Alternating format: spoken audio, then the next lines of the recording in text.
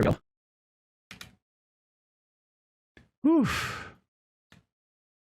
What's up, everyone? Welcome back into our podcast number 34. What's up, everyone? I hope you're having a great, wonderful day. We are here with, I just said podcast number 34. I'm going to look over here. My camera's no longer over there. Podcast number 34. What's up with my, something's wrong with my computer and stuff and things. And, oh, there we go. Whatever. I don't know. I'll fix it in a minute. I'm not like right, but it's okay.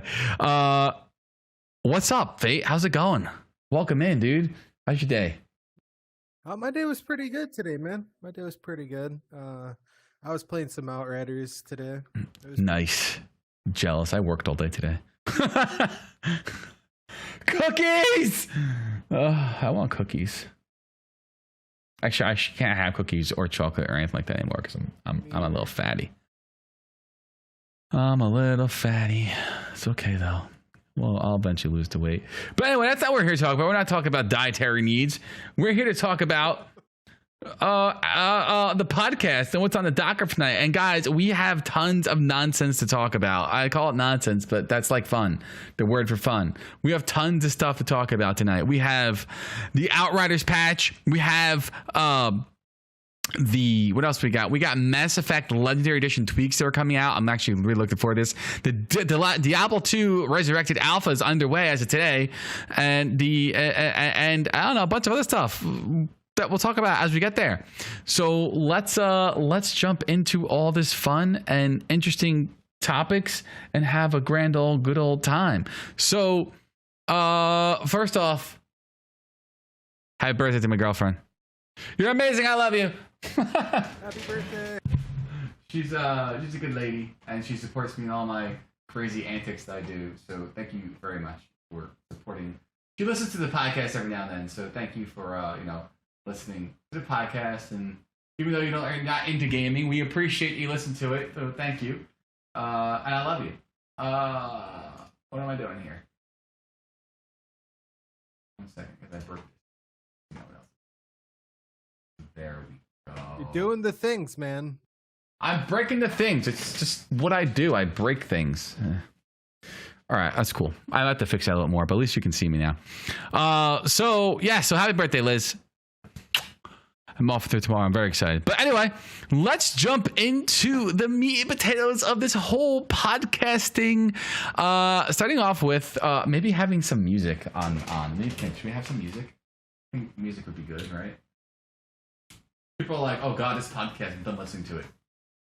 Who's never prepared. Alright. Potatoes!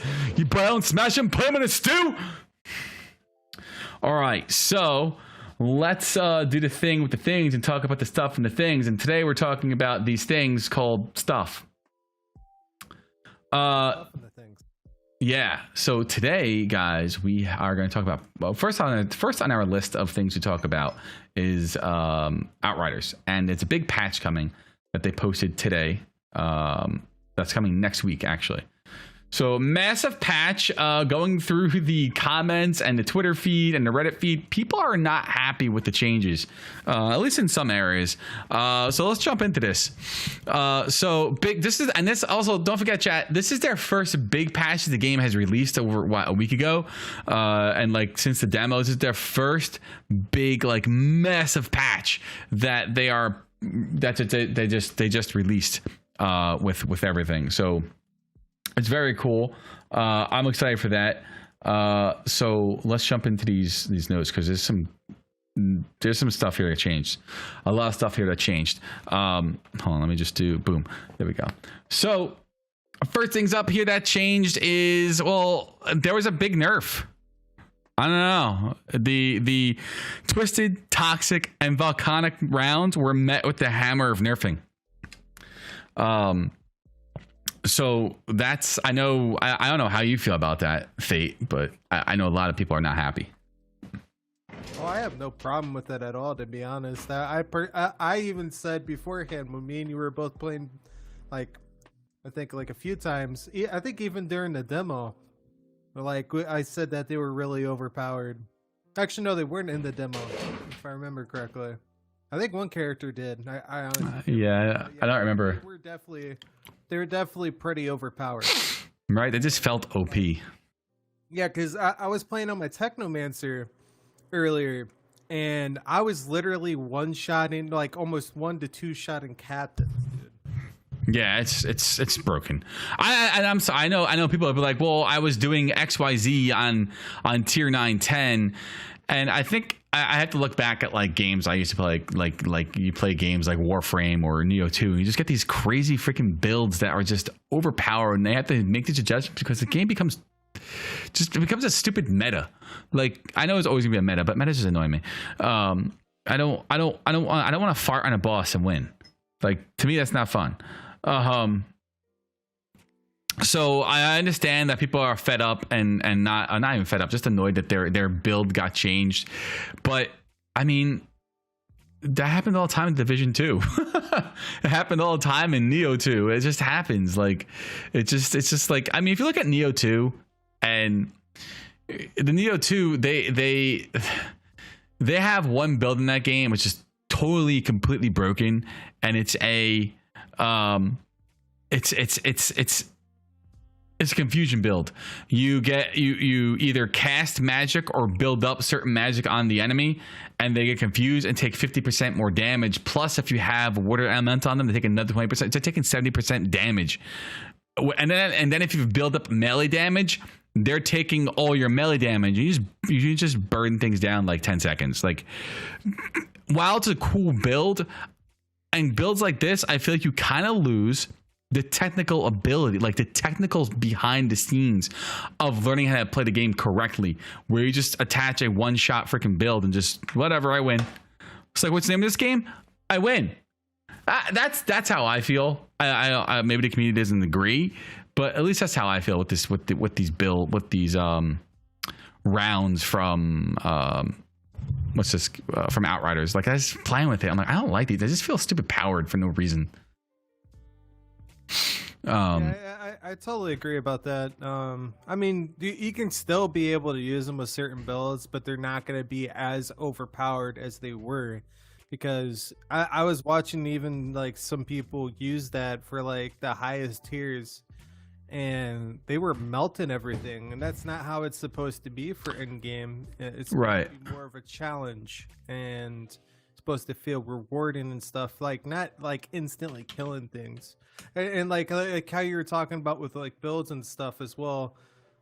Borderlands, for example, you had to get certain sets of gear in order for, you know, your builds and stuff to work right. And yeah, there was nerfs and stuff that happened with that, like with certain gear sets and, you know, weapons and stuff. But there's always workarounds for that type of stuff.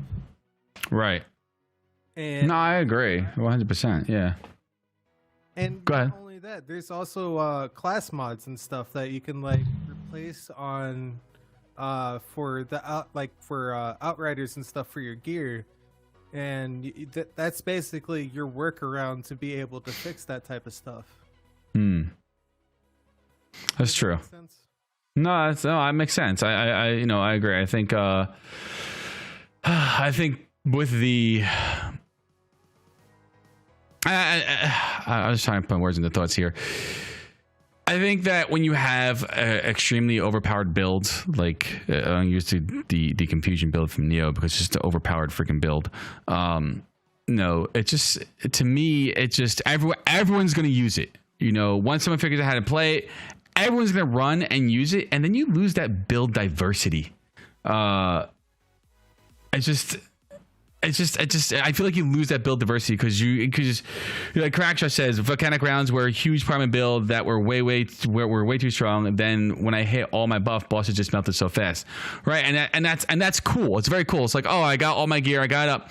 But it's also in a sense like now you find that video on YouTube, majority of the community is going to run to that build, and you lose that build diversity, which is what happened a lot in Division 2. People found that one build that just melted shit, and that's all people ran. That's all. I was running around when playing Division 2, and it was just all these dumb SMG builds. Like, they just lack diversity, they lack creativity. It was like, this is what this person says to use, so this is what we use.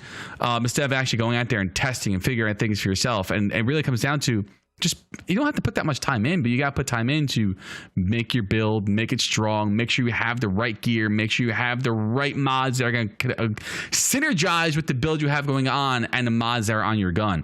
They just, to slap ability on and then just kind of like go ham as felt like I was doing. Like, I didn't have that with my Trickster. I didn't have that many mods that worked around my twisted shots, but I was dropping shit ridiculously fast, with a minimal build around twisted shots. I'm like, this seems a little overpowered. Like, I understand I'm still leveling, but I'm like, I can only imagine this is like when you have the gear built around for this type of build. So I'm glad they nerfed it. I know people are kind of like, well, that sucks. It's my whole build, but they're gonna, it's not the first part. They even said in their notes that this is probably step one. They don't know if it's gonna make these rounds weaker or stronger, and they're gonna monitor it. And if they have to increase it, they'll increase it. If they have to make it if they have to bounce it, bring it somewhere in the middle, they will. So right now they're just kind of monitoring things, but I think they brought it down to a level where I think it's always better to like use the least amount and then build up on top of it, instead of just giving you max everything, because I feel like it's hard to go from back up to max to minimum. So if you start with the least, you can go back up to where you need to, or land somewhere in the middle. So I don't know. Hopefully it works out. I know for a lot of people are just like, I think a lot of people like crack shot, like end up like you ended up, that was your build.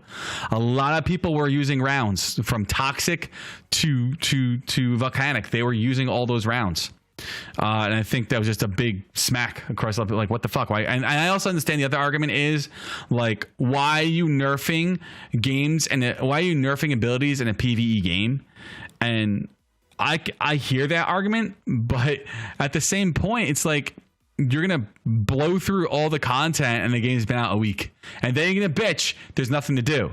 So you can't have both worlds. You either want to go through the content and be satisfied with the game that you decide to make this overpowered build and move on with your life, or they're gonna bring down the abilities a little bit, make the game a little bit harder for you, which means you get to challenge yourself, change your build around, and get further into working on a different build and find the next meta. Because you know what's gonna happen. It's like, all right, well, that sucks. We're gonna have to find another. We're gonna find another build that's just as strong as volcanic rounds.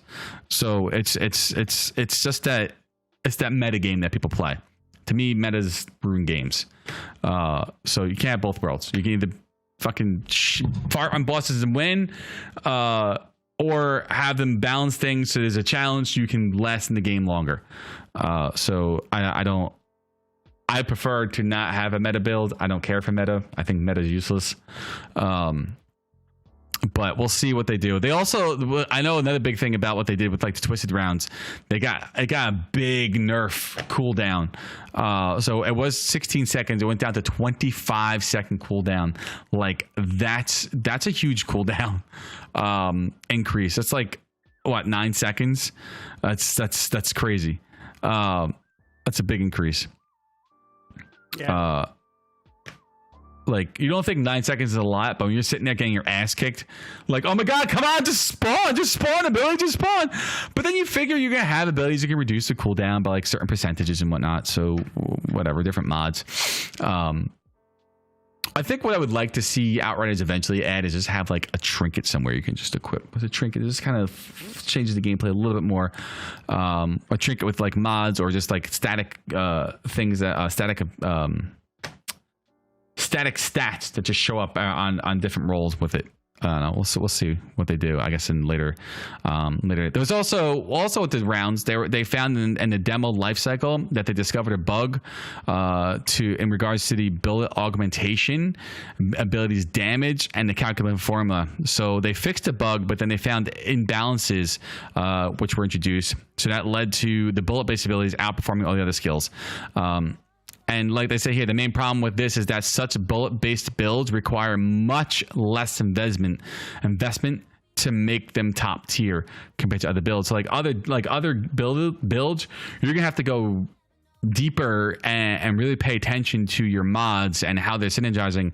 Where with like overpower builds, you just slap on abilities, slap on some different things, and increase whatever damage, anomaly, whatever it might be, whatever you're working around, and boom, you have an overpowered build. It's just gonna 50% better than all the other builds out there, which to me breaks a game. Like I understand some people like to play. If you like to play that way, cool. I just feel it breaks a game. For me, at least. I love getting to the point. I like getting to the point. Like, don't get me wrong. Like, my Neo 2 build is a key damage build, but it took me 367 hours to get to that build. It took me a long time of crafting different gear, breaking down different shit, finding the weapons I needed, finding rolling the right way I needed, and then taking the breakdown specific gear and inherit it onto my gear I have now. It took a long time. It wasn't just slap it on and call it a day. And sometimes I feel like this is kind of like what happened with the rounds, is that it just got slapped on, and they're like, oh, and people realize this is a big ass ability. This is a big ass freaking a big ass ability that I can just wreck the game with.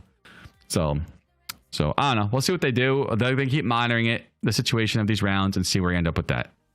It could get brought up again. I guess we'll see what happens once they patch it next week, because the patch isn't not out yet. The patch is out next week. I don't know if I stated that already. All right, I can't remember if we said it already, but it's out next week.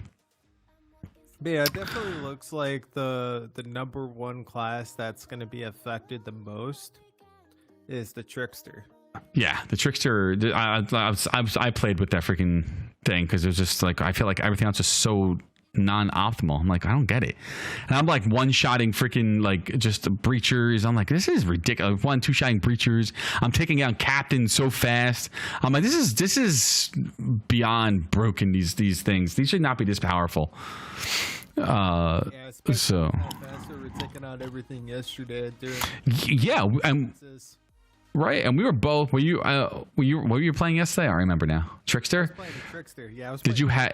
Yeah, you had your twisted shots. I had my volcanic shots, and it was just everything was just being ripped apart with like in seconds. Steamrolled. I was like, that's crazy. So I don't know. We'll see what happens. It's not the end all to it. They're gonna monitor the changes and see what happens. But I'm looking forward to see what type of build variety we have. So we'll see. It need to be nerfed to 100%, but the cool thing is I already have ideas on what to replace with and have cool. Yeah, no, that's cool. Like, people are gonna figure out, like, it's I don't like seeing nerfs in PvE games, but I think certain games where it requires nerfs because it lets you think outside the box and allow you to have just build diversity, build variety, and not just this is the cookie cutter build. To be good, you need to run this. To get past tier 7, to get past tier 9, you need to run this. Where it's like, well, I run this and this, and I still just as good as you. And I feel like I use one game, an example, like World of Warcraft. If you didn't run cookie cutter, in the eyes of like the pro raiders, you sucked. But your build could have just been as, I understand like Mythic and all that shit. I get that. Mythic is a whole different game, but we're talking about like, I did Mythic 10s and Mythic 15s, and I ran what I wanted to run, not following cookie cutter build and Icy Veins, and I did just as good as the other person behind me because I had the skill.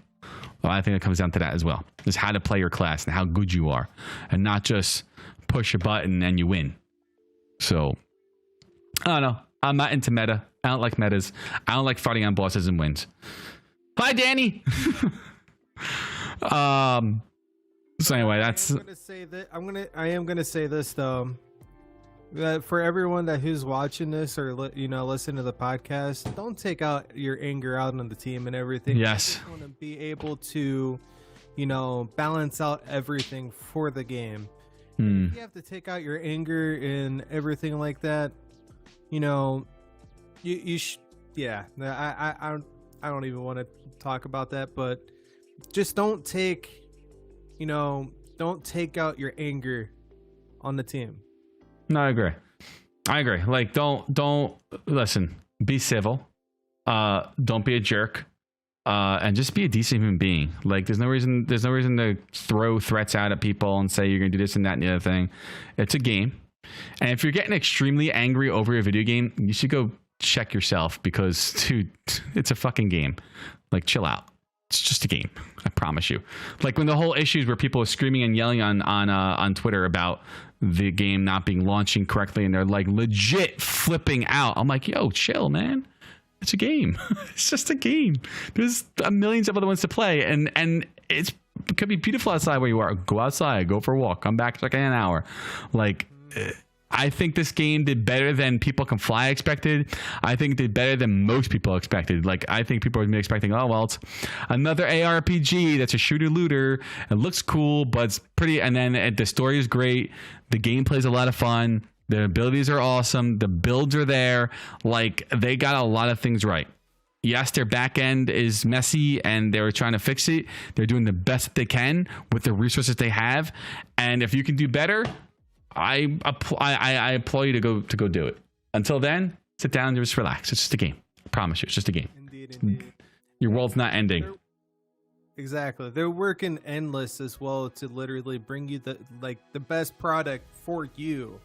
And they're working tirelessly. Even when around Easter time, they literally worked throughout that day to literally be able to stabilize the servers for everyone. And then people still complain. People are never happy. It's honestly true. Like, that's like, it's crazy. Yeah, it's yeah, I don't know, man. It's just like gaming is in a weird spot right now. If like one thing goes wrong, bam, it just take out all the aggression on said company. And yeah, it's silly. It really is silly, dude. Well, what gets me too is that ever since like last year, and just with COVID and all that nonsense that happened, and just whatever, I look at life very differently. And a video game is just one thing in my life. If I can't play it, this is not working. It's just something I'm not gonna get mad at. Like, who cares? Like, just honestly, who cares? It's a game. If you can't play it, go play something else. If you can't play it, go find another hobby to do. If you can't play it, go call your friends. I gotta take this call. Shoot, I'm so sorry, everyone. I'm very sorry. I'll be right back. No, it's okay.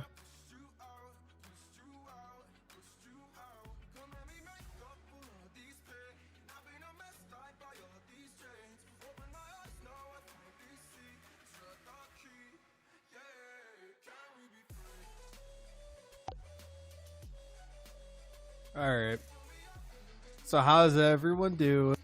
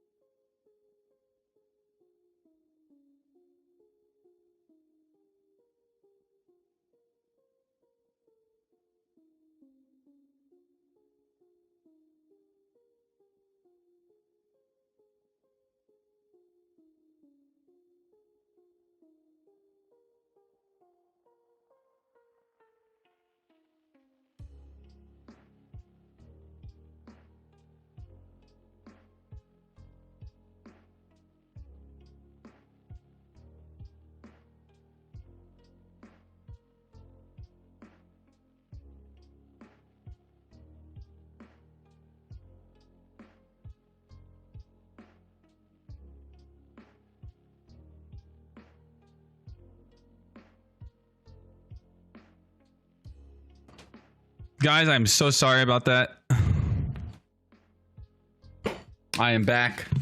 Sorry, my daughter, of course, called. So that's why I had to disappear. That's my daughter.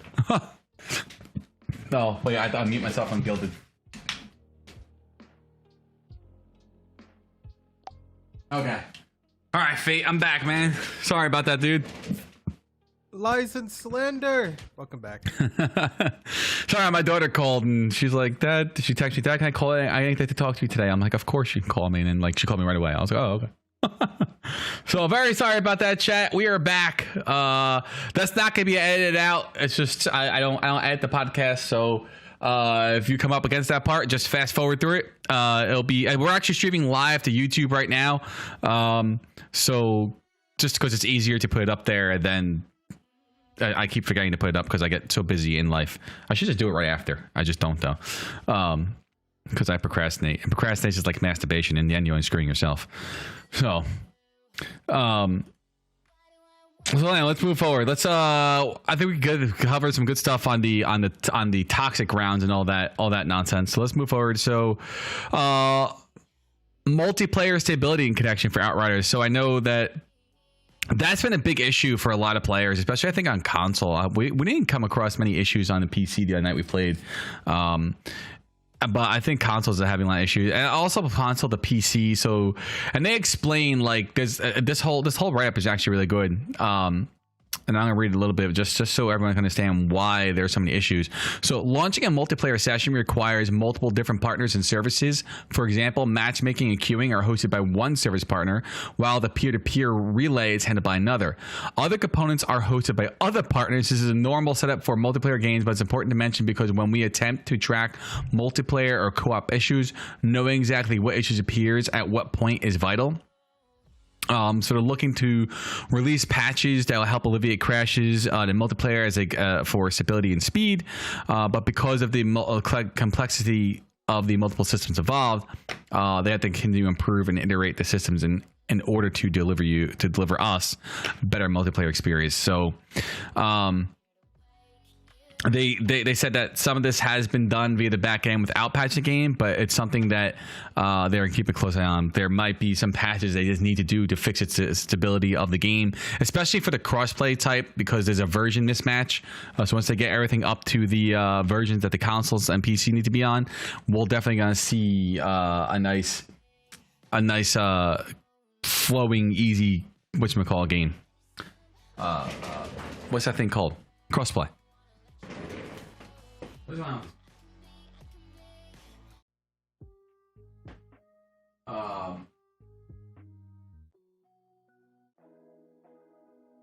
There we go. Sorry. So that's coming up with multi-stability connections. So just keep out for patches on that. So there'll be some nice patches there. I guess let's talk about general balance notes.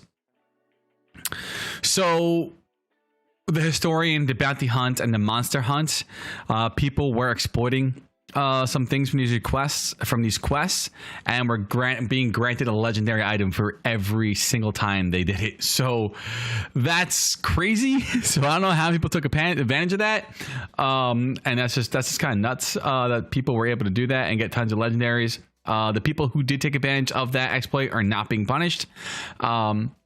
But that's no longer something that's going to be available next week. So if you're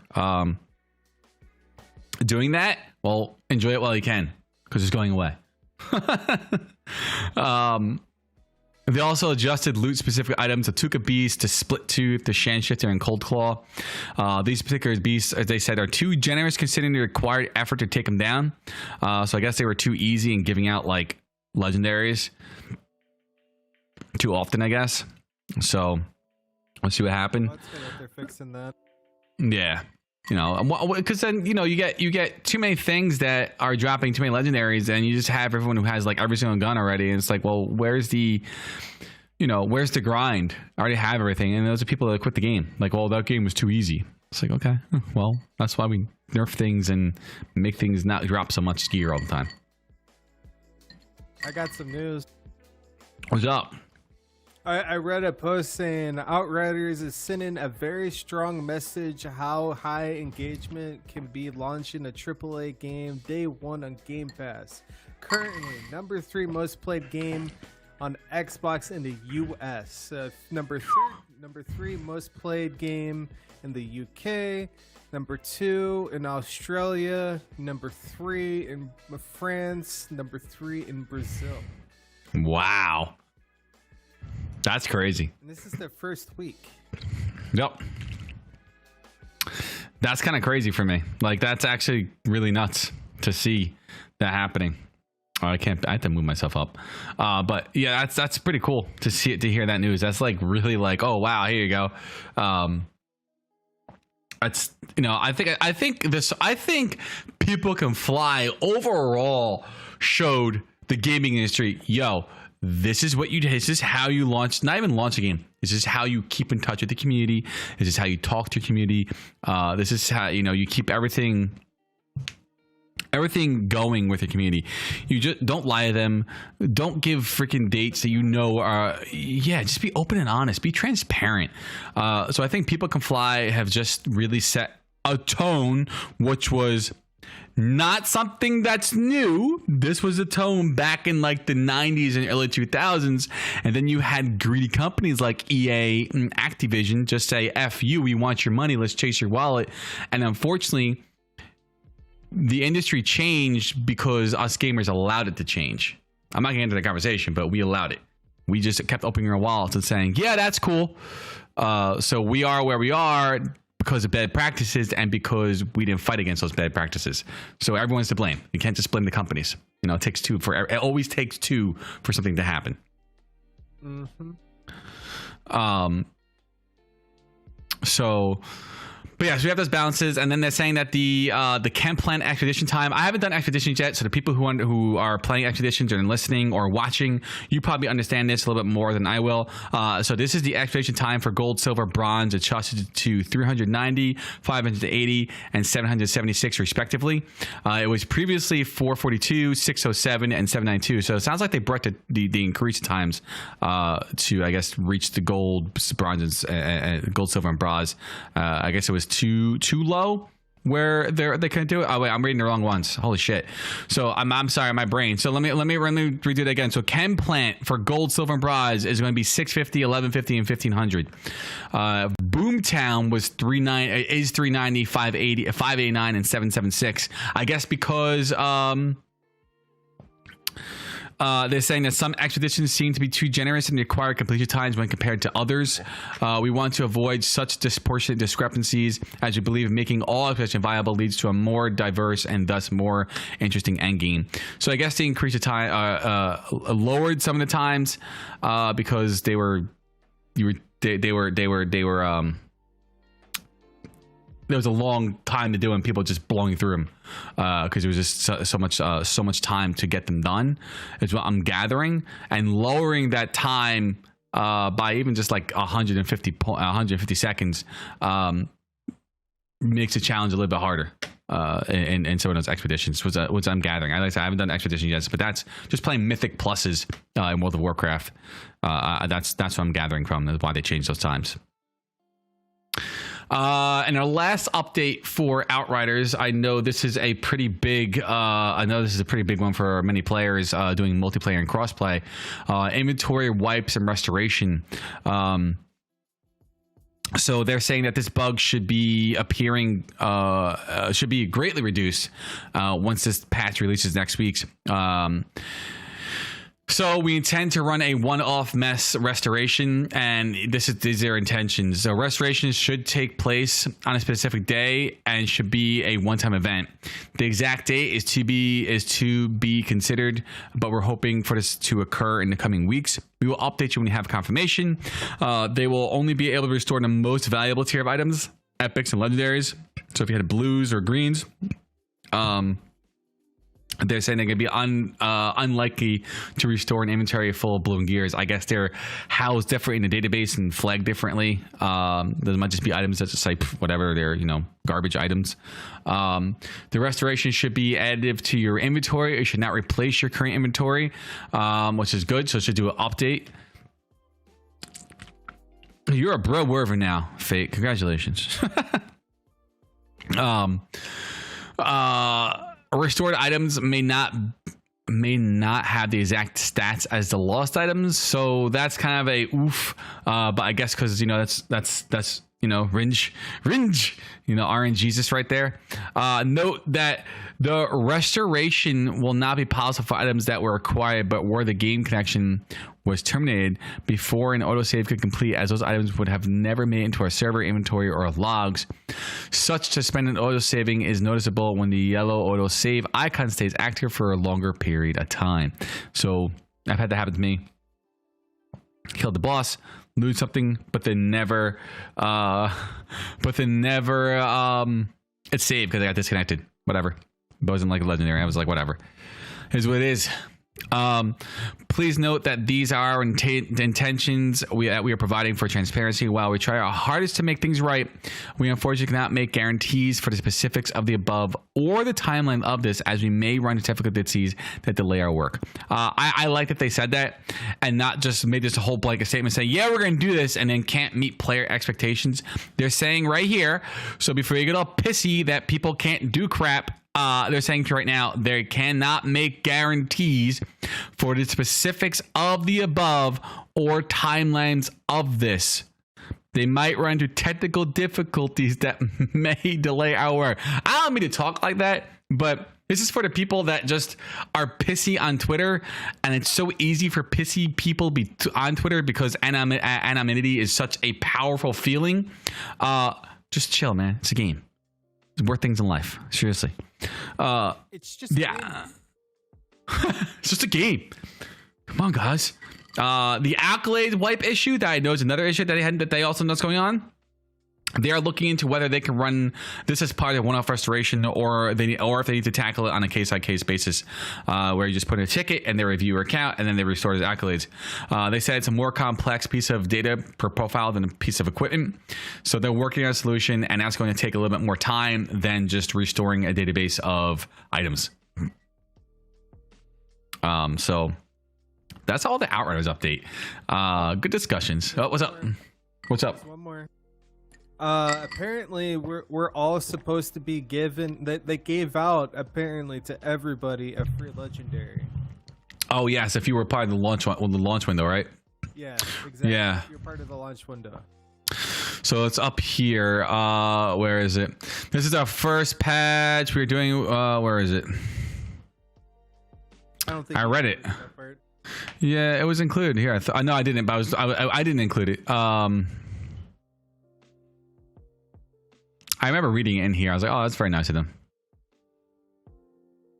I can't find it, but it was in here. And they said that people... Oh, here we go. A community. So after working at Outriders for more than 5 years, we are disappointed as you that the launch weekend did not go as planned. We ran into activity issues, blah blah.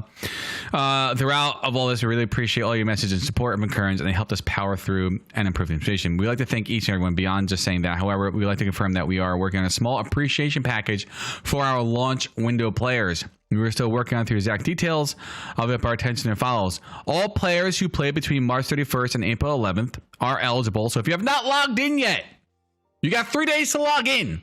So log in. If you're just looking to buy the game now. If you're into it, I'm telling you, buy the game. It has like People Can Fly are a very good developer, and they're putting their heart and soul into this. I mean, you can just tell like they're really doing their best. So give them a break, because they're one of the few developers who actually came out swinging, which is the way they're engaging the community and really putting forward to what they are. I'm not fanboying. It's the honest truth. I have not seen EA do this. I've not seen BioWare in a very long time do this. I've not seen Blizzard in a very long time do this. It's always closed doors, bullshit lies, and just poor practices.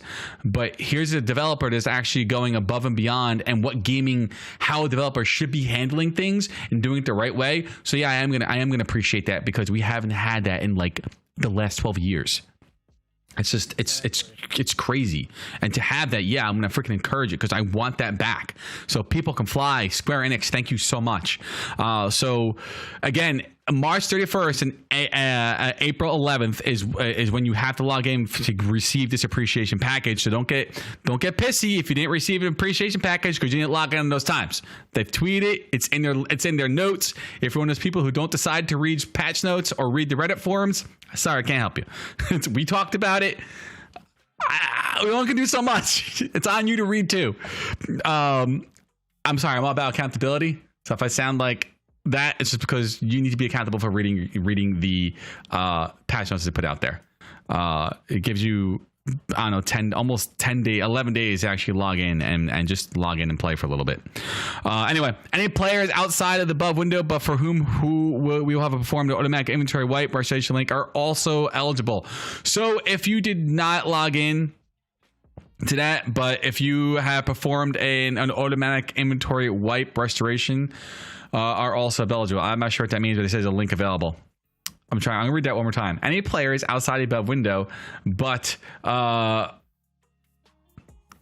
whom will have performed an automatic inventory wipe restoration are eligible. Your highest level character will receive a level appropriate weapon, a level appropriate amount of titanium, the emote frustration, that's awesome, which is unattainable at this moment in time. The irony here was not intentional, but it is fitting. These are intentions, but the details are subject to change based on what is technically feasible for Usha 2. We are still determining when the appreciate package will be delivered. I love how transparent they are. I don't think the patch sounds as bad as everyone's making it out to be. I don't think it is either. Like, everything either sounds good or bad on paper. Like, right now, this is just, oh shit, crap's changing. Yes. But that doesn't mean, oh shit, my build's gonna be trash. It just means your build just have to work it around to make it a little bit better. It's gonna make you think more. Just like, oh, okay. I don't think it's gonna be that bad. I think people need to just relax, wait for the patch to hit, and then we can sit down and play the game and see where you are. And you might have to change gear around, we got to change your weapon around, maybe some mods around, maybe your skill points around, just to synergize with you want to keep that build. This doesn't mean your build is dead. That's not what this means. Your build is not dead. It's just gonna be reduced a little bit, and it's gonna be on now the player to figure out how to make it better. I still, people still want to use a bullet build. Doesn't mean you can't use it. It's just going to be, they're trying to make it where all builds are viable. They're seeing everyone running to this, and them testing it on their servers. They're seeing this isn't good. We don't like this. So we'll see what happens. Like I said, it's coming hopefully early next week. I don't know. It says next week sometime. So it'll be great. Oh, and the last thing I wanted to point out, if you're playing on if you're playing on DX11 or DX12, but mainly DX12, DirectX 12, the GPU is not being fully utilized. They're gonna patch that, and that will fix the stuttering that we're seeing across the PC. We were playing together last night. I was like, oh, why am I stuttering so bad? But that's because the GPU is not being fully utilized. A question? Were you using DirectX 11 or 12? I launched 12 when we first did, and I think I got disconnected or crashed for at one point, and I switched to DX 11, and that's when I noticed a lot of stuttering. I was like, why am I stuttering so bad? Yeah, I've been using 11 this whole time. I play on 12 because I like DSS. Whatever it's called, DLSS. No, I'm able to use it on 11. No, I'm gonna play on both. I play on both. But I like just the way DXX 12 just looks better. So I take a frame rate hit, and whatever. I like the prettiness. I like the colors. It's so colorful. But anyway, that's Outriders. You know how I am. I love my frame rate. Yeah, I mean I do too, but I mean the 5800 rocks it pretty freaking hard, so I'm like, all right, whatever. I mean, I stay in the I stay anywhere between like the 90s and the 100s.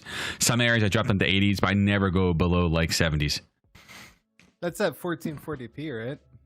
I'm not 1440p. I mean, I guess I am 1440p. I'm 340 by 1440, 21 by 9, and to get those frames is actually pretty good for having a 21 by 9 ultra wide monitor. Mm-hmm. If I was playing on regular 1080, I'd be cranking out the frame rate with no problem.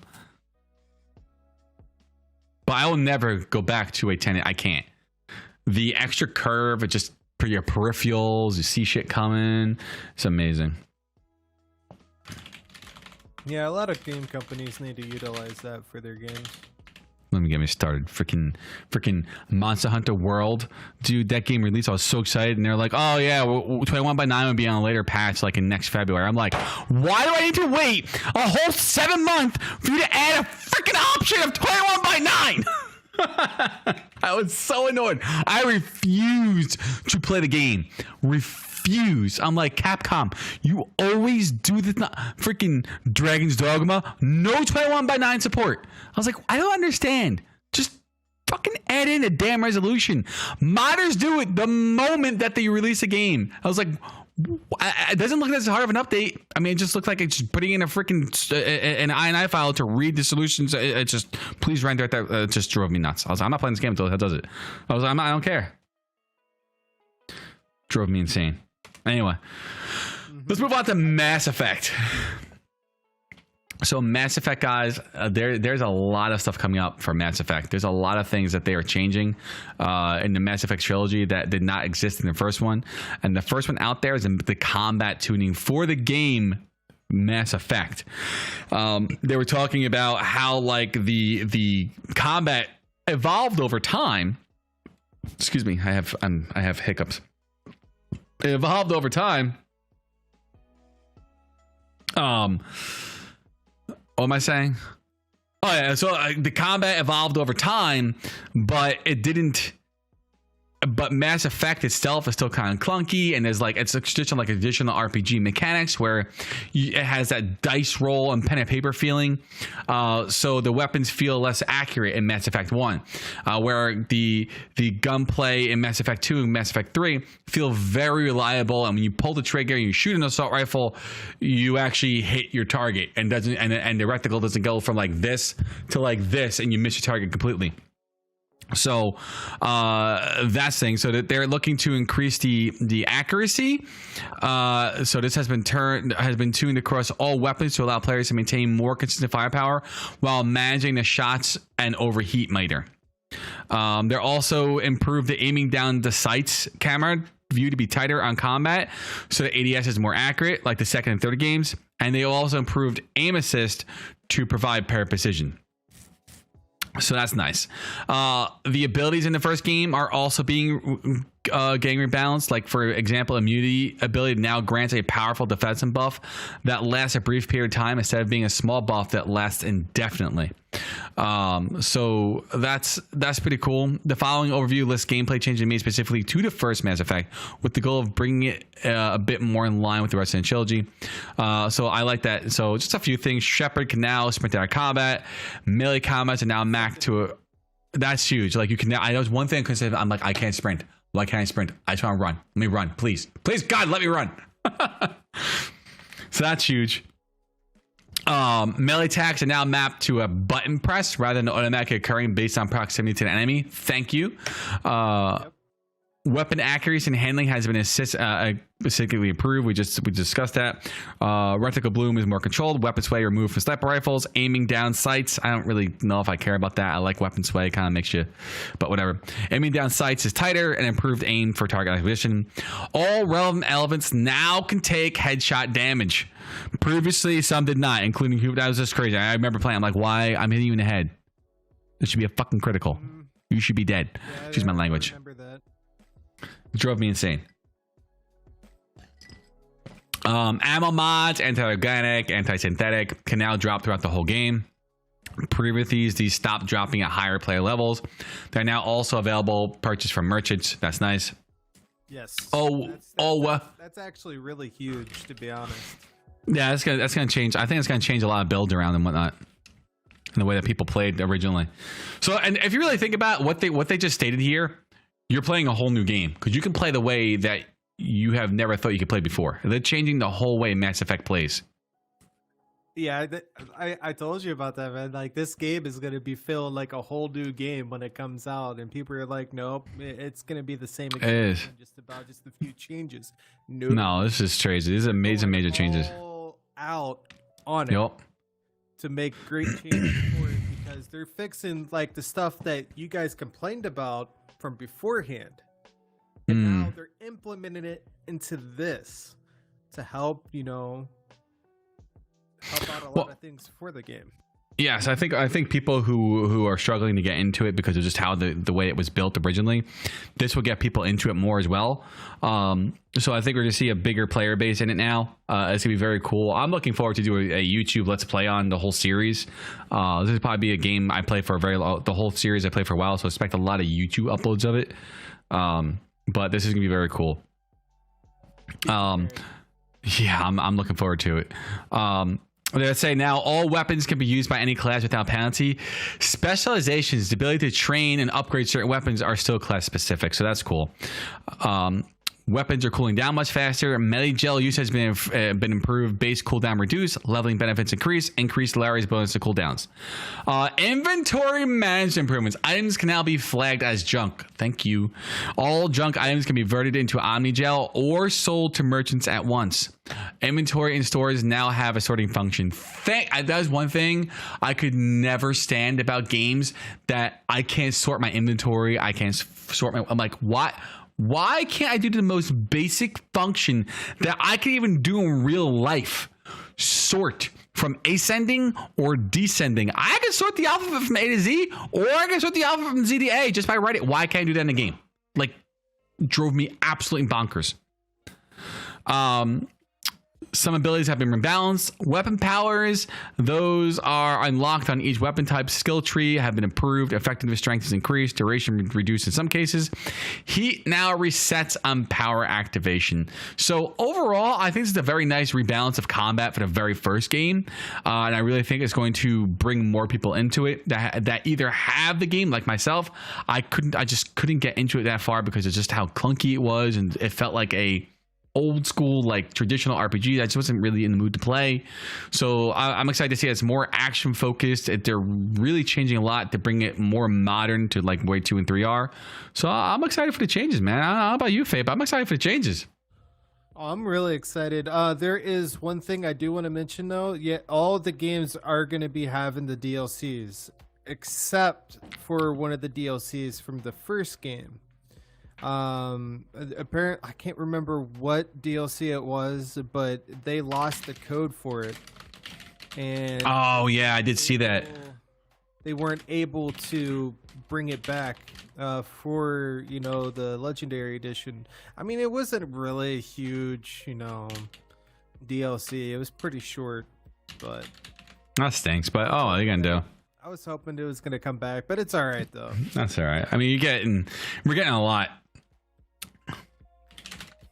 And it looks like they're really putting their, BioWare is really going into it. So I'm like that. I'm liking that. So we'll see what happens. I am definitely really excited though for this to come out. Me too.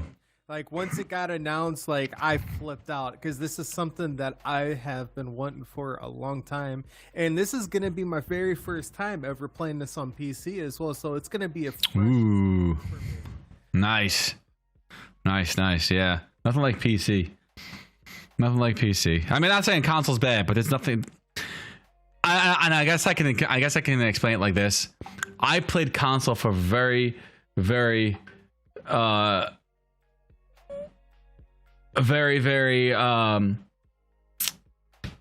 my gosh, a personal experience. PC, I'm sorry, I feel like PC is very personal in terms of like gaming, because you're like right here. Like I played console for a very long time. You're on the couch and it's cool and you're immersed, but there's nothing like sitting in front of your screen like 3 feet away and just like having either your surround sound system or your headset on, the lights didn't. It's just so personal. I feel like PC is just a more personal experience, and that's why I love personal. That's why I love PC gaming. I just feel like you're more immersed. Exactly. I totally agree. Like, I was really skeptical to get back into PC gaming after like not too long ago, and then once I got back into it, it just felt like brand new overall. Yeah. I used to be a PC gamer back then, but not as big as I am now. Yeah, no, I agree, man. PC gaming is just I do console every now and then, but PC is where I love. I love the modding and everything that is to it. It's just a lot of fun. PC's amazing. So they're also this next update is for every single game. So additional gameplay improvements. They're updating a lot of squad mates. So now I'm not gonna go through like all the reading because there's a lot to cover, but we'll go through some of the stuff here.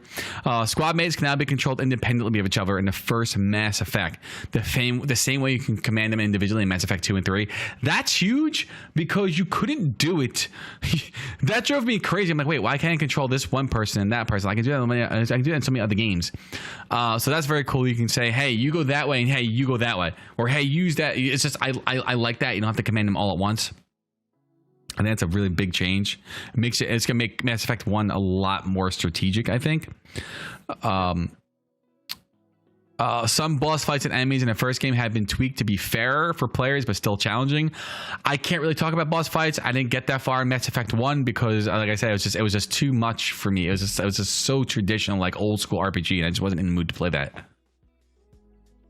It reminded me of Alpha Protocol, the way it played sometimes. I'm like, oh, this reminds me of the Alpha Protocol. I can't play Alpha Protocol.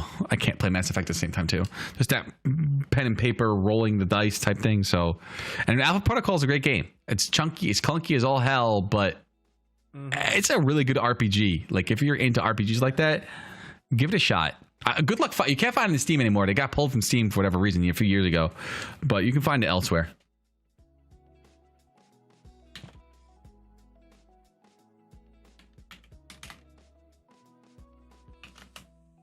Let's see. So cover has been accrued. Cover has been. Wow, I'm losing my mind. Cover has been improved across the trilogy. Additional cover added some encounters. Entering and exiting cover as Mal more reliable. I do remember cover being a pain in the butt in these games. I don't know. I just remember being a pain. XP has been rebalanced in the first game. Armor jobs have been rebalanced in Mass Effect as well. So let's talk about that. So with combat comes XP. XP gained during the first game has been rebalanced for better consistency, especially towards the game's end. Players who complete most aspects of the game should be able to more reliably get to higher levels on single playthrough rather than need to play through a second time to do so. Additionally, there's no longer a level cap on the first playthrough. That's nice. I actually had no. This is my personal preference. I had no issues with the whole leveling system because it like you were able to go back and do New Game Plus basically, and then continue working on through other difficulties and stuff. Unless it you go straight right to the hardest difficulty after when you complete the second before last difficulty, and then go from there. But I mean, the experience, like from the first playthrough, yeah, you barely gained enough experience, you know. I can kind of see why they're doing it, but I mean, it's definitely like because I know like quite a bit of people got upset about that, but I could see why they're doing it. Right. But I mean, it'd definitely be interesting to see how that turns out. Yeah, I'm looking to see what they do. I'm really excited to play. When is this launch? Next month. I forget the date though. Yes. It's like May 14th or so. Maybe. 14th. Yeah. I think that's it. Oh, I have it here up here. May 13th is when it is. Oh man, could you imagine if they did May 4th or May 5th as Star Wars Day and they'd freaking release them for, could you imagine? Oh my god, they I think that would actually get trampled because of Star Wars Day. That would be hilarious. But yeah, May 13th next month. A little is in a horrible spot right now. I don't get into those movies or those games. The pacing, dude. The pacing is just horrendous. I can't deal with the pacing. It bores me. I'm like, I'm done. Like, can we just move on with the story, please? I think that's the biggest thing. And for the last thing here, ammo drops. As a final gunplay change, we also tweaked ammunition in Mass Effect 2. We found that ammo was spawning too scarcely in the original game. I do remember that. So we've increased the drop rate for ammo in Mass Effect 2, particularly when using a sniper rifle, since that had a reduced ammo drop rate in the original release. I never used sniper rifles, and I really enjoyed sniper rifles, but I never had ammo for it. I'm like, why is this so? Where's my ammo? That I'm actually pretty excited about, to be honest, because that happened to me quite often when I was using a sniper rifle, because I had a long range build for one of my characters, and it relied on certain sniper rifles, and it messed up my build because I ran out of ammo really quickly for it. Yeah, that's crazy. Get ammo. It sucked, but it sounds like it won't be an issue anymore, man. Sounds like you're gonna be able to snipe away and not have to worry about ammo anymore. So I'm excited for that. That's very, very good. Yes. I can't wait to hear your reaction to the last part from all this, though. I read through this earlier today, but yeah. So the Mako. So I didn't play Mass Effect 1, so I don't know what they're talking about, the Mako. I don't know if it's a car or is illegal. The list of this legendary vehicle from Mass Effect has been calibrated to perform better than ever. And originally the game, the physics tuning for the Mako made it feel too light and bouncy, even at times becoming uncomfortable. But now it's much smoother ride while still being lovable like before. Yes, you can still drive off cliffs to your heart's content. It was completely clunky. Yeah. It was pretty bad when I played the first one. It was definitely pretty bad. That's crazy. These are really good improvements from what I'm seeing. Even the UI looks a lot better on the picture now. If you go back and look at the old UI for this, it looks. Oh, I remember the old UI. It was so messy and just like, what am I looking at? Yeah, it's much cleaner. Much cleaner. So the calibrations you can expect to experience when you're driving the Mako is improved handling, physics turning improved to feel weightier and slide around less, improved camera controls, resolved issues preventing the Mako from accurately aiming at lower angles, shields recharge faster, new thrusters for a speed boost. Woo! Love that. And its cooldown is separate from the jump jets, so that's cool. The XP penalty while in the Mako has been removed. That's nice. There should be no XP penalties ever. That's silly. Touching lava. If you're listening, I'm sorry. We no longer get results from touching you, so we're not going to touch you anymore. Touching lava no longer results in an instant mission failure and instead deals more damage over time. We're definitely not touching lava. Can't touch lava anymore. Yeah. So that's cool. The XP penalty was pretty bad. I think you would only get maybe 5 or so experience. I can't remember offhand because it's been a long time, but it was pretty low. That's crazy. All right, is this the last one? No. Okay. So this one's really cool. I love what they did with this one here. So unifying and modernizing the trilogy. So for the Legendary Edition, our goal is to tune up the trilogy and make it more consistent from game to game while honoring the things that made it unique. Made each unique. So for example, they unified Shepard's customization options in the character creator and even added some new options. So you have additional skin tones and hairstyles. You'll be able to use the same character code, which is pretty dope. So right down here, you see a character code. You can actually copy that and then paste it in a notepad and then copy it again later to bring it into Mass Effect 2 or Mass Effect 3. So you can have the same looking Shepard across all 3 games. I think that's pretty awesome, and you actually always have that consistent looking character. I really thought that was really cool. They've also added in Mass Effect Genesis Cosmetics by Dark Horse into the base experience before Mass Effect 2 and 3 as an optional experience so players can make choices from previous games no matter where they choose to store it. Of course, the Legendary Edition includes a variety of additional enhancements. Here are some of the things you're looking forward to.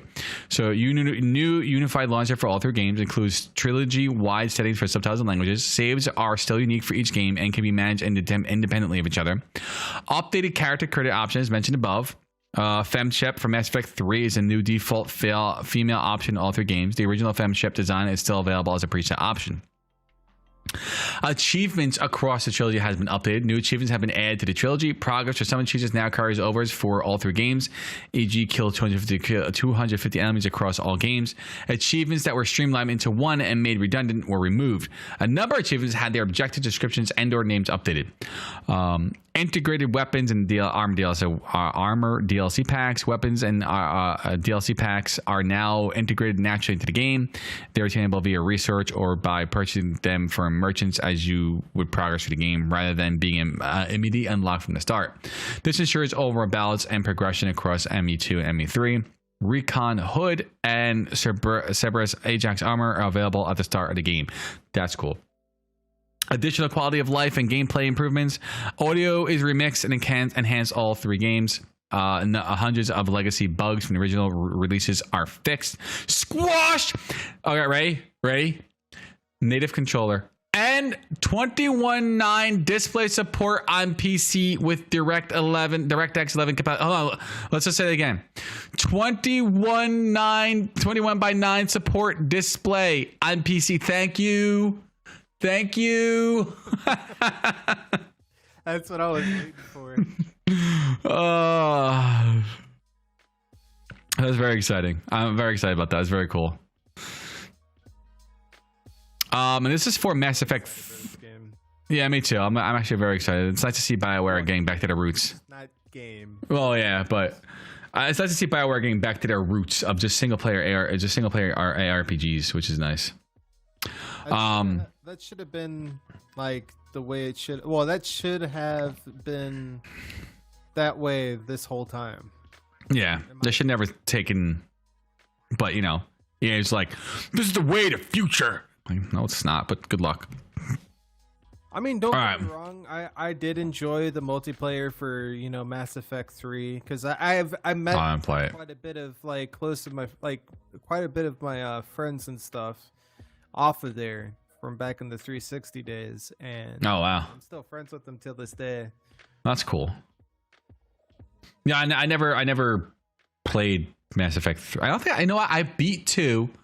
I played a little bit of 3, but I never beat 1 and 3. So I'm looking forward to playing the hell out of 1 and 3. Mm-hmm. So the last topic here is Galaxy at War rebalancing. This is for Mass Effect 3. So as Commander Shepard, you're tasked with the hard mission of all, defeating the Reapers and saving the galaxy for annihilation. This comes to a head in Mass Effect 3 when the galaxy unites, but your choices from the Galaxy trilogy lead you there and determine who fights at your side. The Galaxy at War feature puts you in the heart of the Reaper War from the Normandy's Combat Information Center, which has been rebalanced in Legendary Edition. For example, Galaxy Realities is no longer impacted by external factors that are part of the collection, like multiplayer or the old companion app. That's nice. However, that doesn't necessarily mean the defeating the Reapers will be easy. The more content you complete across an entire trilogy, the more likely you'll be prepared for the final fight and its conclusion. If you only play Mass Effect 3, you'll have to do about every option available in the game to be eligible for an ending that doesn't result in massive galactical losses. Playing the first 2 games and carrying, that's pretty cool. Playing the first 2 games and carrying over your progress is the most reliable way to get good results in the final hours of the Reaper War. For comparison, if you previously played Mass Effect 3 with the extended cut, which included the galactical ready rebalancing, fully preparing for the final fight was more difficult to achieve in Legend Edition. And on that note, the extended cut ending is now in the the game's default finale. However, readying your intergalactical armies will be made a bit easier by a number of critical bugs, fixes, and back-ended improvements made to Paragon Renegade back-end improvement made to the Paragon Renegade system in Mass Effect 2. We resolved some legacy issues that inhibited accurate reputation stats from being displayed and outright prevented certain dialogue options from being selectable when they should have been. Because of this, key moments that have been notoriously difficult to achieve in Mass Effect 2 and impact in Mass Effect 3 can now be completed more reliably, leading to better results in the story's final act. So that's cool. So it sounds like they did a really big overhaul of... I know a lot of people are not happy with like Mass Effect 3's ending, and there was like this whole extended cut that they put on it. And it looks like they taken that into consideration, but are also saying, hey, if you want like the best results, you need to play all 3 games and go through all the options that you can choose to get the best results. So if you're into story, that's awesome. If you're just into gameplay and want to play the game, then I guess that doesn't matter to you. But that's pretty dope, man. Oh, and the last one, going back to the old roots of franchise, our roots as a team now celebrating our 25th anniversary has been clearly nostalgic and most appealing for us. And we're sure a lot of you feel the same way. We heard from you, somebody that you want a way to play the original trilogy today, either first time or, well, as to say again, we don't need to keep the count. Return to where it all began as members. Our team revisited the work they did over a decade ago. Has been a bit surreal, but it felt like the right thing to do. A passion project from us to thank you for the many years of incredible sport, and maybe to help you tide over the next game. There's more to come, including a deeper dive into visual changes we made, so stay tuned for that. And our friends over at IGM put together a performance review if you want to see more. That's cool. Looking forward to this, really. I do hope they give you the option to play like in Legacy and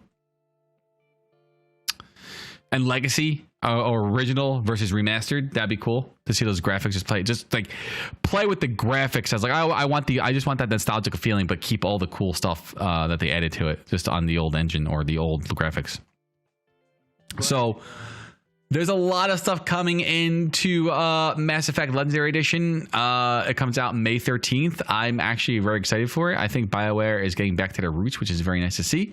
And the fact that EA is giving them full-blown creative rights over it and letting them do what they want with it is just very well and very good for gamers across the board. So exciting, dude. It's exciting times.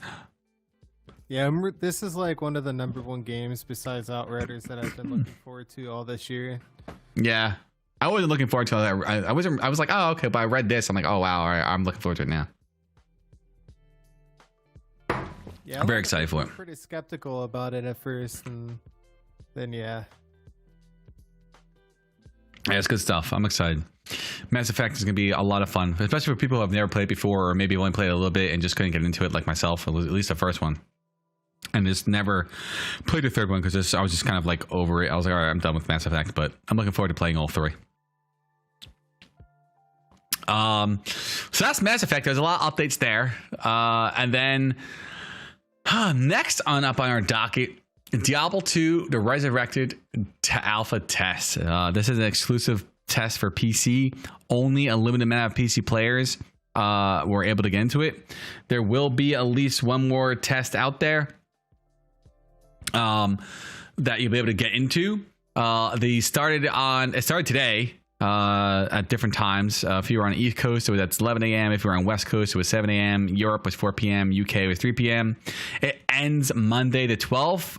In UK, it ends at 6. Europe, it ends at 7. East Coast ends at 1 p.m. West Coast ends at 10 a.m. So that's pretty cool. If you are interested in signing up, you can go to your account and actually go to the official Diablo 2 website and opt into the alpha test, which is pretty cool. You can sign up there and just hopefully pray that you get into the next one. If not, you have to wait for release.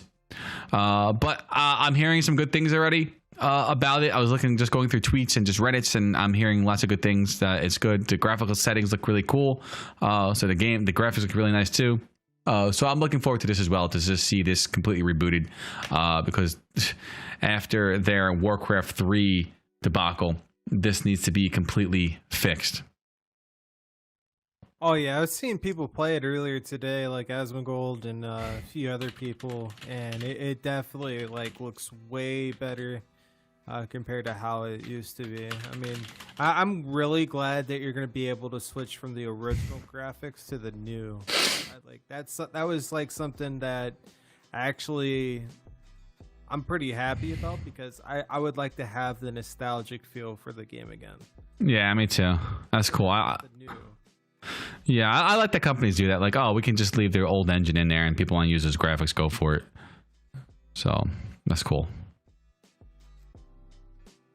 So if you want to sign up, I'll drop it in all 3 chats. Glimish, Twitch, and the YouTubes. If you want to check it out and sign up for it. So, but that's Diablo 2. So that's still coming and looks cool. Next up is that we have Xbox released the Edge browser. I don't know why people made a big deal about this, but there's this Edge browser on YouTube that people were making a really big deal about.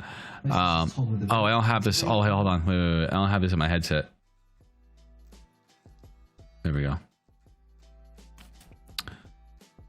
So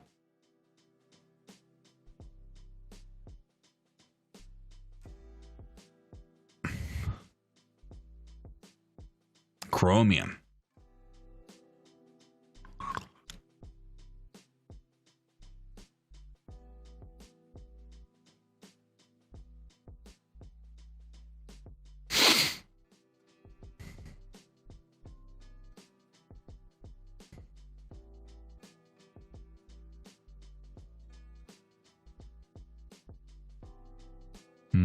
This is actually pretty cool.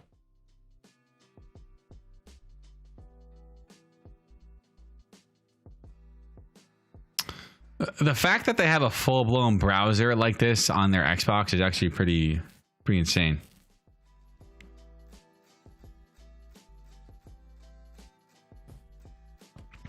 This looks cool. I just want to show everyone really quick that if you have an Xbox browser,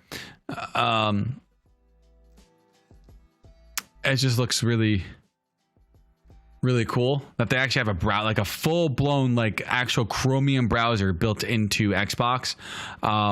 So if you need to use apps like Discord, or you want to use Stadia, I don't know, just different GeForce Now, I don't know, different things on your Xbox, that I guess you could. That's pretty cool. I don't know. It seems neat. Actually, it looks like it's not supported, Stadia, but otherwise, if you want to finish watching this, it's pretty cool. I just want to bring it up and talk about it because it looks pretty neat. I don't know who really owns an Xbox Series S or X, but that's pretty cool to check it out and just get more information on it.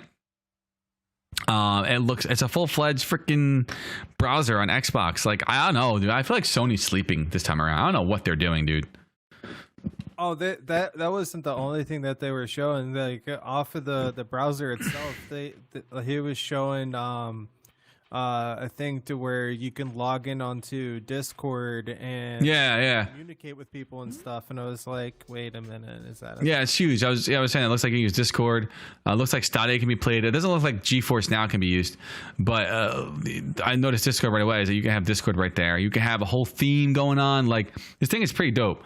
Like, I don't understand like what. All right, here you go, Stadia. I'm not worried about that.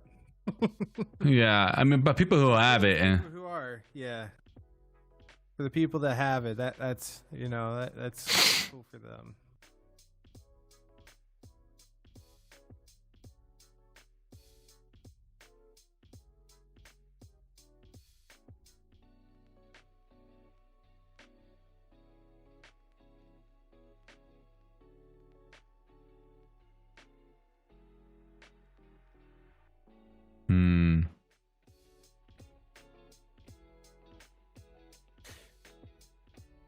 Let's see. That's crazy. Yeah, it's pretty crazy.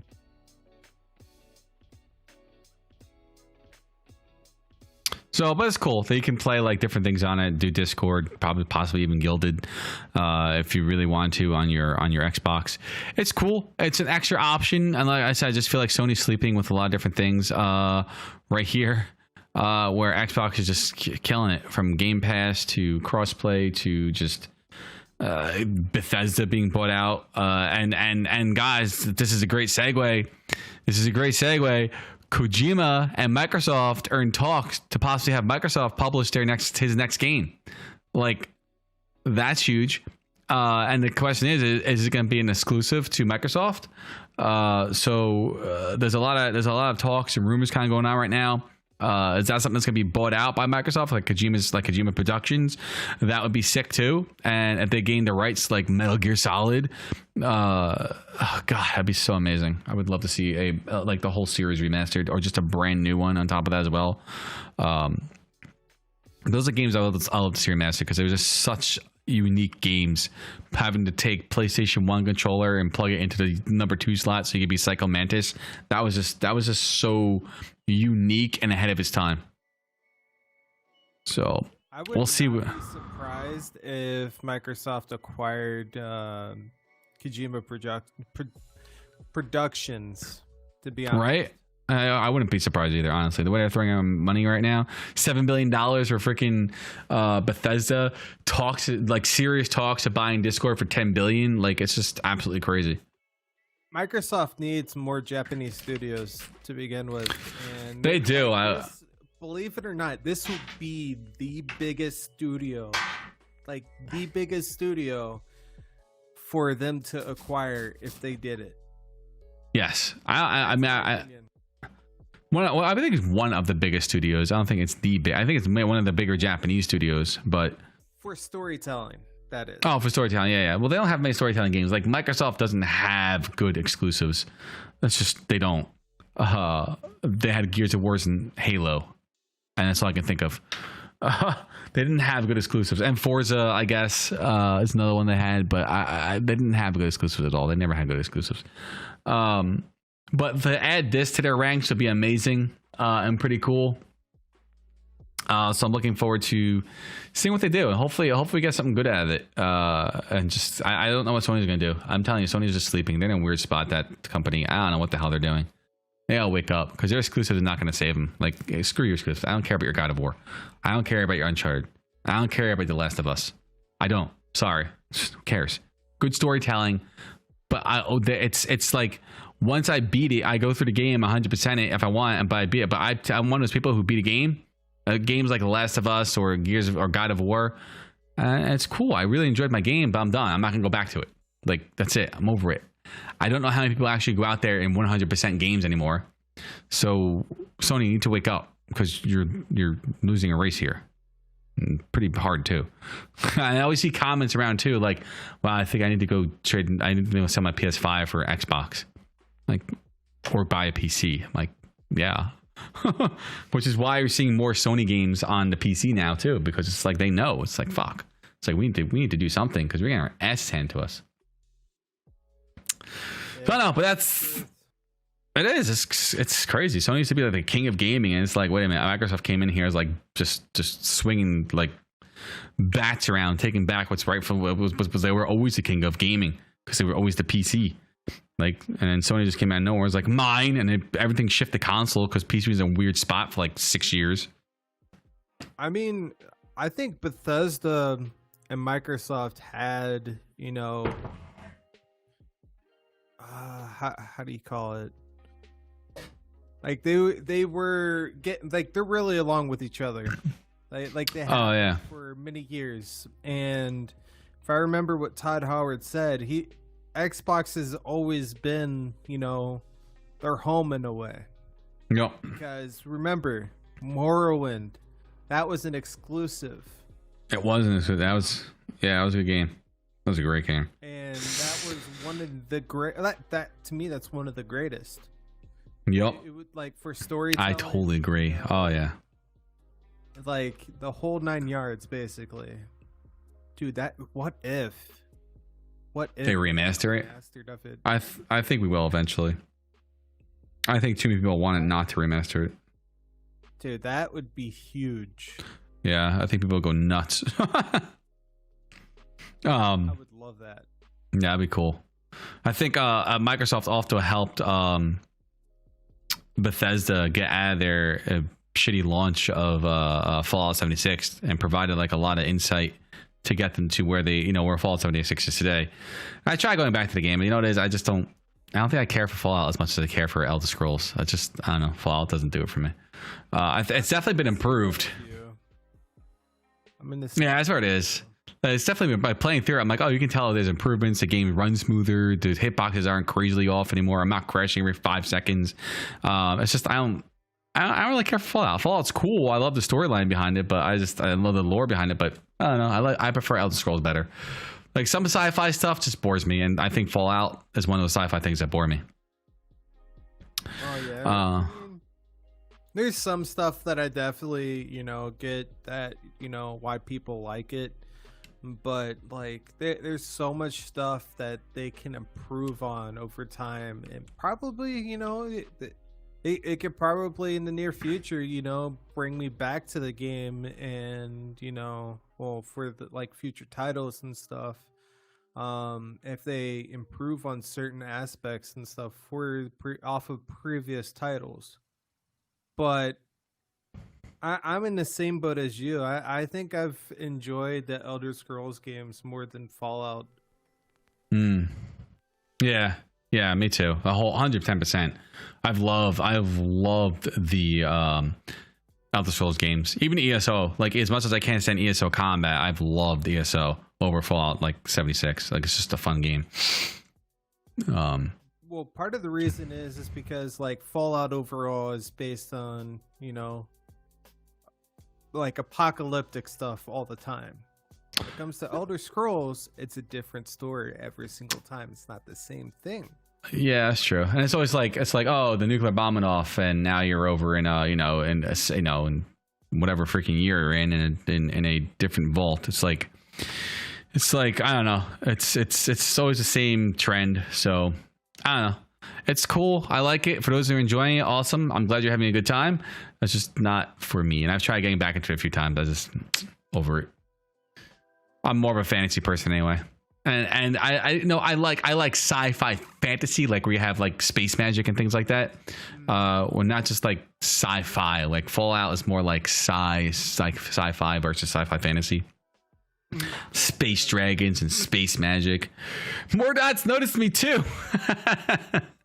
Congrats on leveling up, Danny.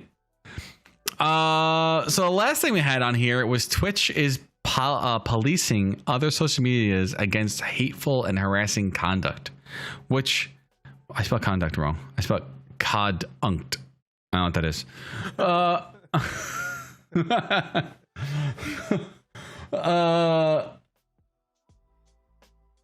Yeah, so I guess if you're like, you're nice on Twitch and you're just like, yeah, man, what's up? What's going on? And you're all chill. Then you go to Twitter and shit post and throw hate around and being obscene and throwing using, racial slurs you shouldn't be using.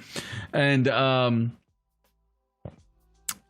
they and you get reported because people can report you to Twitch with evidence that you've been using hate on other social medias. They will look at the evidence, review it, and they'll ban you from Twitch. So I guess I see both sides. Like, you are a partner on this platform, or you're an affiliate on this platform, or you're just using this platform and you're deciding, I want to you has Twitch's, be underneath Twitch's umbrella. You have a place. You are a person. What's that word I'm looking for? It's like your work. You're a manager at work, and you have to uphold the responsibility of being a person at your job. You're a manager. That doesn't mean if you go out with people who are part of your work and start using slander and saying horrible obscenities, harassing women, harassing men, just whatever, hateful conduct. If someone reports you, while it was, then they're gonna start reviewing you at work. Like, are you doing it at work? Like, it sounds slightly different, but same thing. Like, listen, what you do at one place reflects how you might actually be at another place. So Twitch is like, well, if you're being hateful over there, I don't want you on the platform. We don't want you here because you can't. You're showing one thing here, but you're being a completely different person over there. So why we want you? Why we want you here? Like, it's no different, I guess, if you're an actor and you're cool on set, but then you go to a freaking Twitter and you start all this bullshit nonsense. Well, I don't want to work with you anymore. You're fired. Like, you have to uphold a certain image because you're a partner, or you're affiliate, or you're some public figure, or you just, there's a certain image that you have to portray to the rest of the community. You just can't be a douchebag and decent human being and think it's okay to do one thing on one platform, but then something completely else on another platform. Because in my opinion, that just means you're two-faced and really not being yourself. You're just not a decent person. You put on one mask to show, hey, I'm good and I'm making money and I'm doing a great job as a partner. But then on the other side, I'm being a complete asshat, being who I really am. And you don't think that warrants for you to be banned somewhere? Because I sure think this does. I don't want you in the platform. I think you're just an indecent human being. The other side is, I guess, like, why switch policing that platform? Like, that's not their platform. F them. I can do whatever I want. It's the other platform. I should be able to do and say what I want. But you can't, because I can't agree with that side. I just can't. And I understand people's arguments. I just can't. You're either a good person, a good, decent human being, or you're not. You can't be a good, decent human being on Twitch, but then not be a good, decent human being on Twitter. It doesn't work like that. It doesn't work like that. This is the way that I kind of look at it. You're technically, if you're affiliated or partnered with Twitch, you're representing their brand. Exactly. That's what I was looking for. If you're basically, representing their brand and stuff by being affiliate or a partner, I can see why they're doing that, because one, they also want to make sure that, well, if how do you say it? They want to make sure that Twitch in a way is a safer place, especially from trolls and stuff like that. Mm-hmm. Which I can see why they're doing that. Right. But yeah, I can see why they're definitely doing that. I can too. And it's just like the other side is like, how come they shouldn't be doing XYZ to me because, I'm on a totally different platform. Like, screw you. I can do whatever I want. I'm on this platform. You don't own this platform. It's like, listen, no, they don't own that platform, but you're showing up somewhere to you're showing up on a stream representing Twitch, then you're leaving that same stream as the name that you stream on with Twitch, and then you're being a completely different person, dropping racial slurs, passing hateful conduct, harassing. I'm sorry, you should no longer be a part of Twitch. Like, but I think the problem is that Twitch can't, like, they're not good at policing, because they ban someone for one thing, but then let another person get away scot-free from it. They're not good at being consistent. So while they are trying to enforce this new policy, they're not consistent. They're worse than like my 7-year-old at being consistent. My 7-year-old is better than them at being consistent. Like, they ban one person for doing something, another person gets reported, but then nothing happens. It's like, you need to be consistent. Right. You just can't do one thing one day and do something another day. It's like, I'm gonna lose weight and I'm gonna work out today, tomorrow, but not the next 3 days. Well, you're not losing weight then. You're not being consistent. That's how you lose weight. Let's be consistent. Be consistent. Consistency is key to anything in life, and that also goes to Twitch. You want to enforce your damn policies? Be consistent. Someone's throwing cats behind them, and someone does the same. You can't ban one person and not the other person. You people want to throw racial slurs on stream, and one person gets banned, but not someone else because they make you money. You're not enforcing policy, and you're playing. In my opinion, that's just favoritism. And that's not something I condone or appreciate from the top video game streaming site in the world right now. Like, it's not something that I don't condone, and it's not something that they should condone.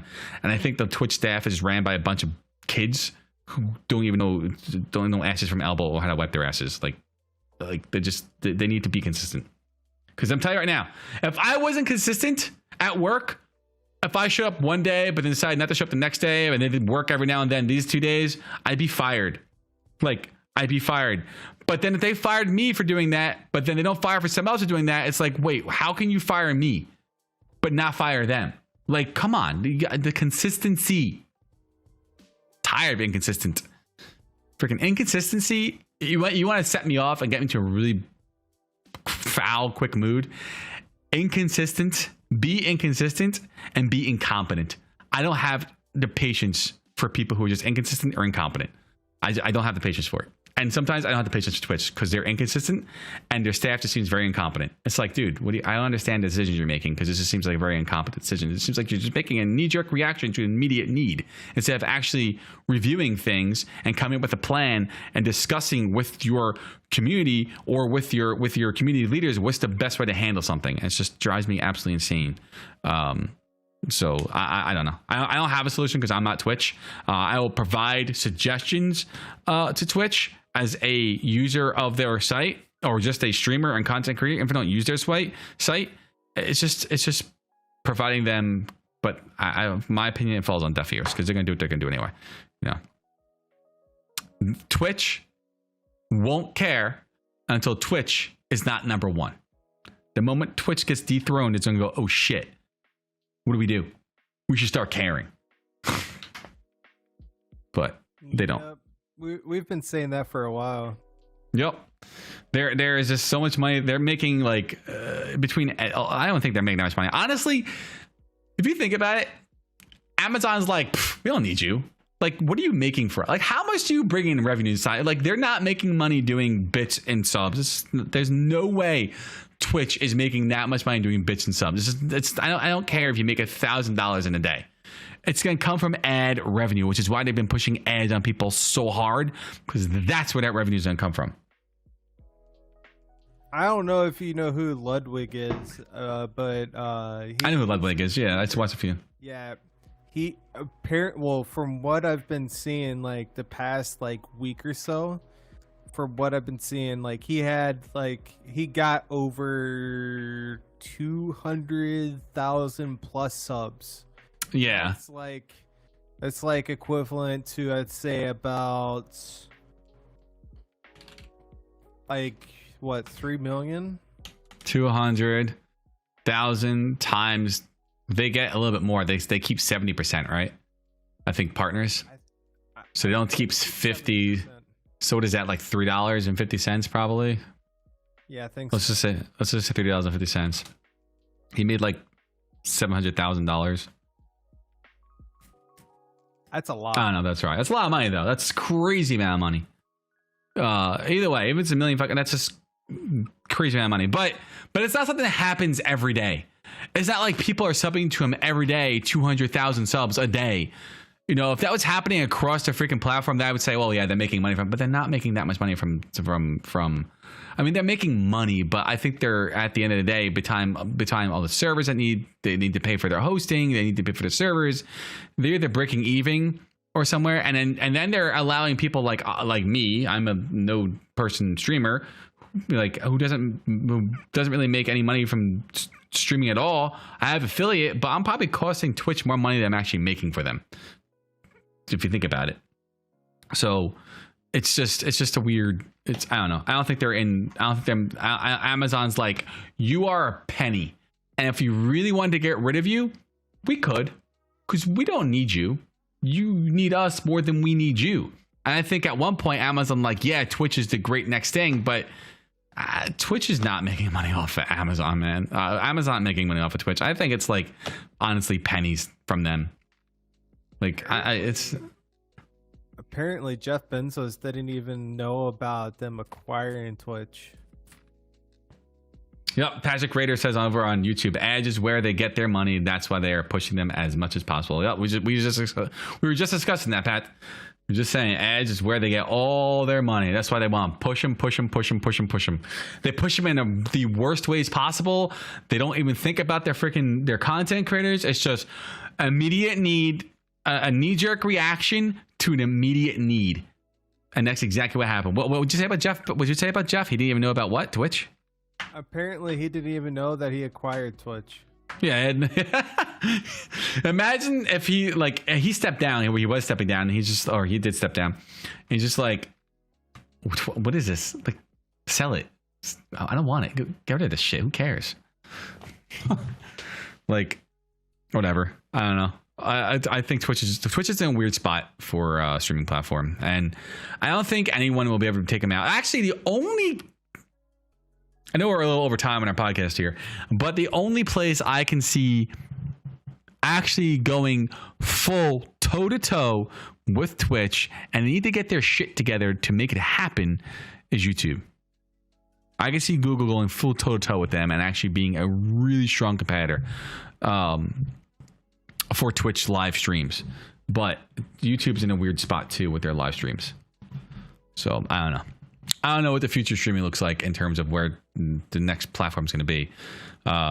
Like Glimish is not chasing Twitch. Like, they don't want to compete with them. They want to be their own thing. They just want to be a place where people can stream, have a cool community. And if they blow up and become that big, cool, but it's not what they're going after. So I don't know. We'll see what happens, dude. But the whole, the big, Twitch policing and things like that. So just, you know, don't be cool on stream and then be a dick on other platforms, because you will get reported and Twitch will ban you.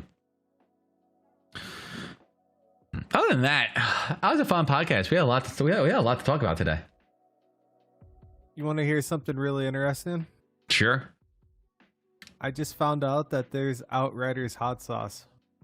Outriders hot. What does it taste like? Like raspberry hot? Because all the purple. I sent you a picture of it. And somebody I know has a bottle of it. Is it like?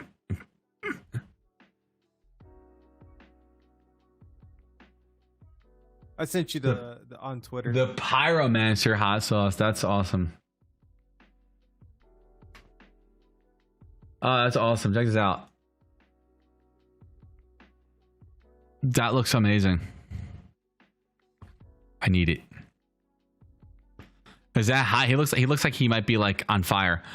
It has to be really hot. His eyes are tearing, dude. He's like, oh shit, what did I do? This dude's cool. I like him. He tweets out some good stuff. Yeah, Paris is a cool guy. Oh my gosh. I'm gonna have to figure out how I get this. You and me both, man. Once I saw it, I was like, wait, what? I wonder who made it. I wonder what company made it. He tagged someone, Godfrey. That's his best friend. Oh, well, right. I have to figure out who the hell did this. I have to figure out who made this. I want to know. Outriders hot sauce.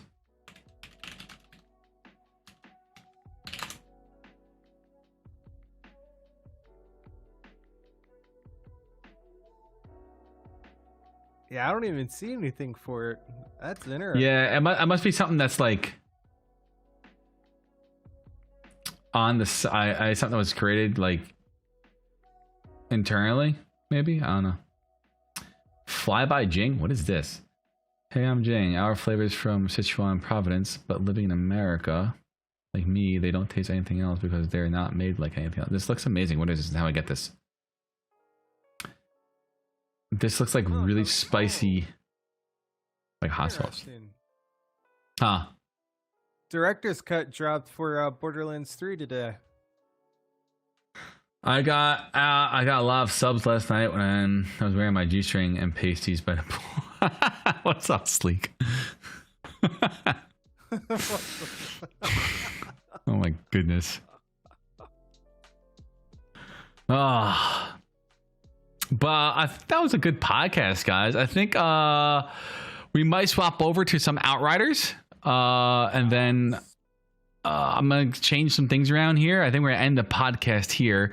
I might stop the stream just so I can stop recording and then start up a new new stream, because this will just be the segment of the podcast.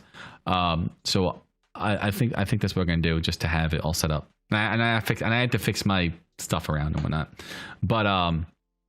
But guys, it's been awesome. I'm very, very thankful for everyone coming out here tonight and chatting and chilling. I appreciate it. It means a lot. Hang tight. I'm going to stop the stream and then start right back up with some Outriders. So I'll be back like in 5 minutes just to switch around all my titles and whatnot. All that nonsense. Fate, where can everyone find you? I am on Twitter. Just search up iDrFate on there. And for the streaming platform that I'm on is glimish.tv/iDrFate. And yeah, that's it. Awesome. Of course, I'm Riven Brodragon. You can find me on twitch.tv/RivenBrodragon. Riven Brodragon. I have been restreaming to Glimish. You can find me there at glimish.tv/RivenBrodragon as well. And then you can find my YouTube, youtube.com/RivenMDR. And then search Riven Brodragon everywhere else. You can find me on all the other platforms that are out there. So, guys, this will be up. Along with, so it's already going to be on YouTube. It'll be on the Anchor.fm platform tomorrow morning, along with episode 33. So I appreciate you all hanging out. Well, we appreciate you all hanging out and chatting. It was a fun podcast. We enjoy doing this, and we appreciate everyone tuning in. So I'm going to end the stream, and I'll be back like in 5 minutes. So hang tight with some more Outriders. Peace out, everyone.